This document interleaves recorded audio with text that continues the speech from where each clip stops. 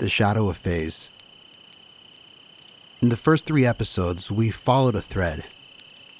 We saw that reality does not begin with space-time, but with change. That change is always limited. It's always resisted. It gives rise to symmetry breaking, and from broken symmetry, structure emerges. And we saw that time itself is not linear, but cyclical. Reoccurrence sustaining difference, cycles upon cycles building the measure of duration. Now we look outward to the universe itself. Because if change, limits, and cycles are the true ground, then cosmology must look different. And the puzzles of the universe, the very ones that drive today's theories to invent invisible substances and mysterious energies, they might look different in this new light. Look at what confronts us. Galaxies whose outer stars rotate too quickly. A universe whose expansion accelerates instead of slowing. Galaxies that seem too far to be this young. Even while hosting enormous supermassive black holes. Vast structures repeating across scales where randomness should reign. The stubborn disagreement between early and late universe measures of the Hubble constant. Each is patched with a separate hypothesis. Dark matter for galaxies, dark energy for expansion, speculative fields for structures, systematics for the Hubble tension. The framework is preserved, the anomalies, they're absorbed. And with every patch, the story grows more elaborate. More dependent on things no one has seen. What if all these puzzles share a single cause? What if they're not independent mysteries, but symptoms of a deeper misstep?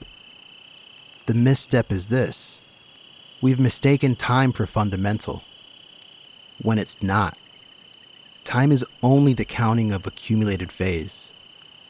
Redshift is not the stretching of space, but a slowing of the accumulation of phase.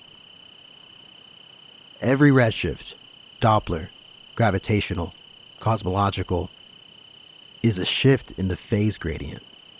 The invariant is not time. The invariant is phase. A galaxy is not just stars and dust pulled into a ball. It's a pattern, a resonance, a crystal in time. Cycles locked together, coherent, persistent, and like all crystals, the pattern has surfaces, edges, boundaries. What we call dark matter may simply be this edge behavior, the way a galactic crystal holds itself together. Stars don't just fly off because the rhythm itself is coherent.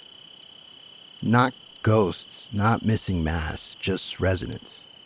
What we call dark energy may be the outward push that arises when these galactic crystals press against one another.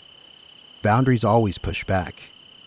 Expansion is not driven by a mysterious energy in the void. It is the surface tension of coherence itself. And black holes, they slow the accumulation of phase, slowing the local cosmic clock. Galaxies that seem too young, they're not immature. Their cycles simply accumulate at a different rate. The Hubble tension, then, it's not a contradiction. It's just 2 different ways of counting. 2 clocks tuned to different rhythms of phase.